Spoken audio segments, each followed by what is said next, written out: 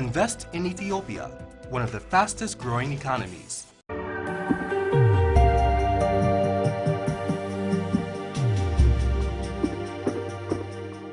Ethiopia has been able to achieve socio-economic stability and sustainable growth in recent years. The overall situation of the country and the existing conducive investment opportunity are luring more and more foreign direct investment to the country. Ernst & Young managing partner Zemadina Nagatu made a brief presentation on the Ethio-US investment forums held in Houston, Texas and Los Angeles, California, showcasing the potentials and suitable environment for foreign investment in Ethiopia.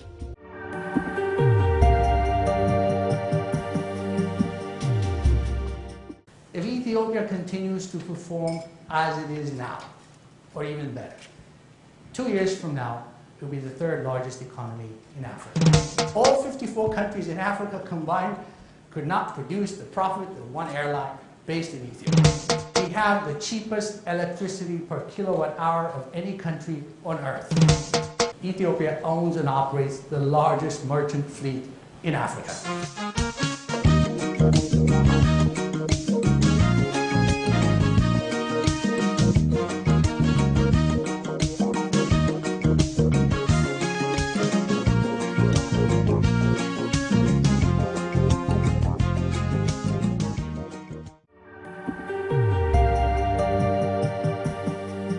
I'm sure some of this will come as a surprise to a lot of you, but we have the fourth largest economy in Africa. One of the fastest in the world, of course, this is from the economists, but we've done comparative countries. The GDP growth the last few years has been faster in Ethiopia than anywhere else in Africa. But this is our sort of what we call the money shot, okay? This is our forecast. We took a bold decision in 2009, in the summer of 2009, to make a forecast of the Ethiopian economy ascendancy. And a lot of people actually thought we were crazy. You remember, in the summer of 2009, we all thought the global economy was going to collapse and we were going to be in bankruptcy, right? But we made a decision at that time, if trends continue as they are, if the state continues its determination as it does, and a lot of other factors, we made a forecast back then that by 2025, the Ethiopian economy will be the third largest. By 2025. We just did a revision. For the guys, the media in the room, please take note. What we've done is, it's been accelerated. If the trend continues as is, now it's a big as is, but we think it's doable. If Ethiopia continues to perform as it is now, or even better, 2 years from now, it will be the third largest economy in Africa. Only Nigeria and South Africa will be bigger than Ethiopia. This is a major achievement for a country which was left for dead 22 years ago, right? It does not yet produce a single barrel of oil. I know there are a number of people here in this room who talk about that this afternoon. This doesn't even factor what we call the plus. If a lot of these Texans who come to Ethiopia and dig oil, and that would be a plus to this. The ultimate goal of the country is to be what's called the middle income. For a lot of emerging markets, achieving middle income is the goal. It means it has a lot of implication for investors. And our view is, by 2024, a year ahead of schedule, we think Ethiopia will achieve middle incomes. But we're also the second most populous country in Africa. Only Nigeria has more population than Ethiopia. In Ethiopia, the pyramid is inverted. Very young population. Very young, median age 20. So if you're an investor, you want. I mean, here in America, we adore youth, right? I mean, that's what you get in Ethiopia. Young population, large but young. But I got to tell you this, a lot of people, even our analysts, thought this was wrong. So what does it mean you have a young population? Does it die off early? No, not anymore. When I first started going to Ethiopia several years ago, the average age, life expectancy was 42. At that time, I was 41, so I thought I only had a year left to live. Huh? Now it's 63, so I have quite a few more years to go to survive. But look at this. The interesting thing is, we went from 42 to 63 in a very short period of time. Look at Kenya, it's at 61. Again, comparative countries to give you a frame of reference where we're heading as a country. Only one city in the United States is bigger than Addis Ababa, the capital city of Ethiopia, New York City. I don't know how the population of Houston, but it's under 1 million, right? If I'm not wrong. But rapid urbanization is going to transform most emerging markets, including Ethiopia. By 2025, we're expecting Ethiopia to be the 5th largest city in Africa. One of the reasons of course, to invest in Ethiopia, not only is Addis a very beautiful city, has pleasant weather, but this is a report that just came out from Mercer, the big consulting firm that does this annually. It's one of the least expensive cities in the world to set up a headquarters for your expats to live. You'll notice, which is a big surprise to me, one of the least expensive cities is also happens to be the most beautiful, which is Cape Town. So for Ethiopia to be in the same league as Cape Town is fantastic. Think about this. Not only do we have a rapidly urbanizing country, but one of the least expensive cities. Our forecast shows that there will be multiple urban centers, large urban centers throughout Ethiopia. One of the more inspiring things that we can talk about. This is the section we call Ethiopia's #1 app. As you know, some of the government delegation here will talk to you about this later on. Ethiopia is building the largest hydroelectric power dam in Africa and amongst the top 10 largest in the world. Fully financed by Ethiopia. This is part of the nation building exercise. We said, you know what, if you guys don't want to finance us, World Bank, others, they were dragging their feet. The Ethiopian people and the Ethiopian government decided that we'll finance it. It's no small amount, it's $5 billion. We have the cheapest electricity per kilowatt hour of any country on earth. We're building the dam, as I mentioned to you earlier, but look at it, geothermal, renewable energy. One of the young stars in our firm, he said, tell the Americans we're actually using renewable energy, most of ours. We don't pollute the environment. Fantastic. That's the story of Ethiopia. Hydro, geothermal, solar, all the elements that you can think of for the energy production are readily available in Ethiopia. And finally, on the energy, on the power sector, again, there's a lot more discussion about it. I attended a session last week given by the World Bank. They're forecasting that in the next 9 years, there will be $1 billion worth of electricity exports from Ethiopia. $1 billion.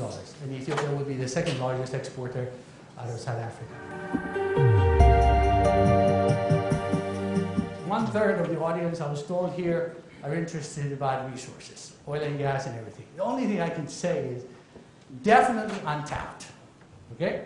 We're currently advising a number of these companies. The one you see on the right is a Chinese company, a very large Chinese company, which is planning to build a pipeline to export gas from Ethiopia. The one on the left might be of interest to you because it's currently in the news. Gazprom, which is the world's largest producer of gas, is now in agreement with Ethiopia to explore for oil and gas. Again, development. And I know a number of people will talk about this section this afternoon. Mining resources, the same thing. Huge untapped resources. Okay? Just one other thing I want to say. There is a whole bunch of American interest in the oil and gas business. A number of them we're advising, including some of the private equity funds, who are committing hundreds of millions of dollars for investment in Ethiopia. Ethiopia can feed. And in fact, when Bill Gates was in Addis last week, and I actually had a chance to ask him a question, if you were to invest in Ethiopia, because right now he's doing it through his foundation, but I said, if you were to invest in Ethiopia, I said, what sector would you invest? He didn't miss a beat. He said agriculture. And he made a very bold forecast. He expects Ethiopia to be a net exporter in the next few years. I know we have a lot of investors from the Middle East, from Saudi Arabia, from UAE, who are very eager to be supplied by food grown in Ethiopia. The best way to describe the tourism sector in Ethiopia is untouched. The only thing we don't have is the beach, right?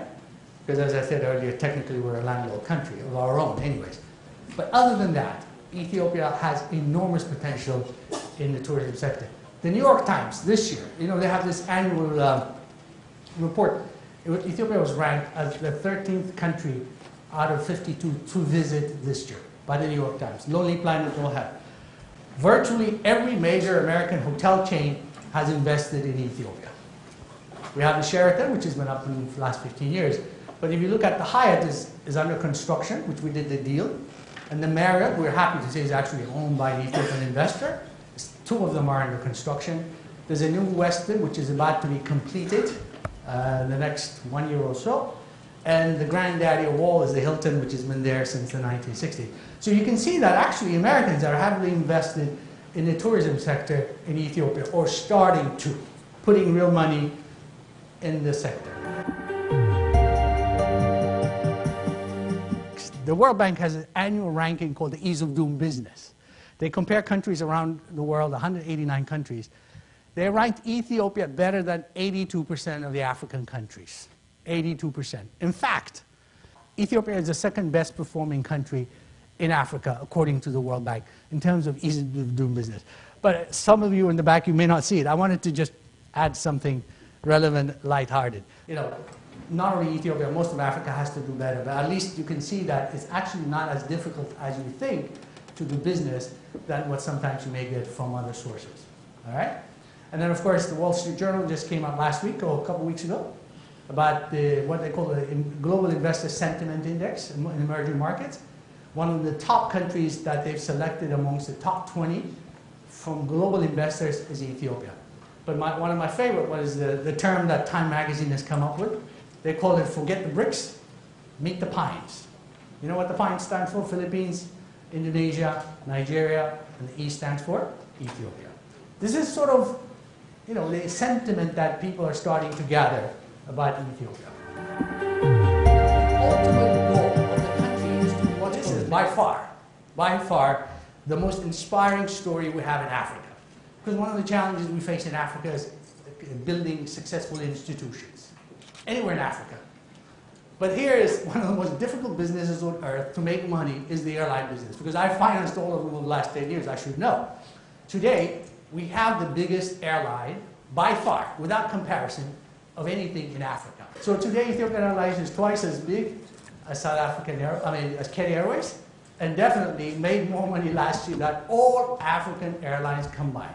All 54 countries in Africa combined could not produce the profit of one airline based in Ethiopia. This is an interesting thing. You all think that we export commodities only. Actually, the largest export of Ethiopia is services, anchored by aviation, the airline industry.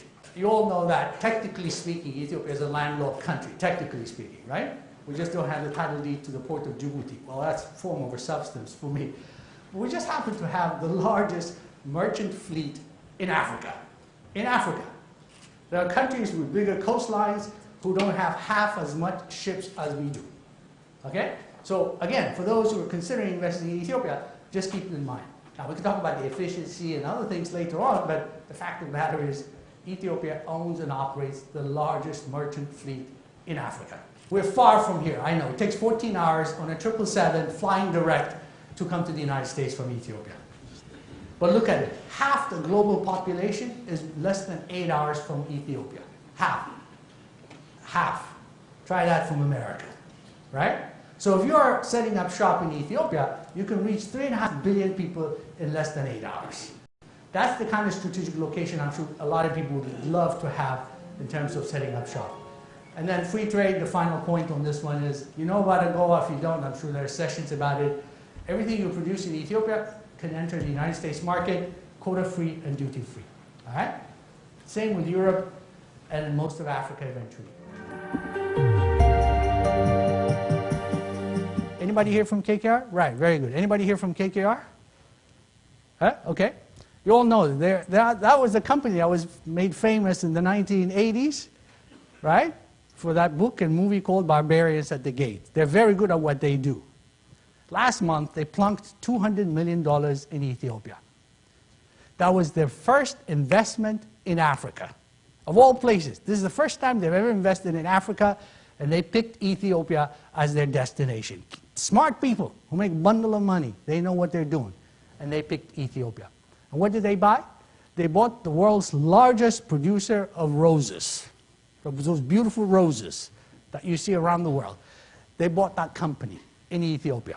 Fantastic example. This is real money on the ground. American company. You know where the wire harnesses are manufactured that manages the flaps? Take a wild guess. The Boeing aircraft, the 777 and the 787 Dreamliners that you see flying around the world, the wire harnesses are made in Ethiopia.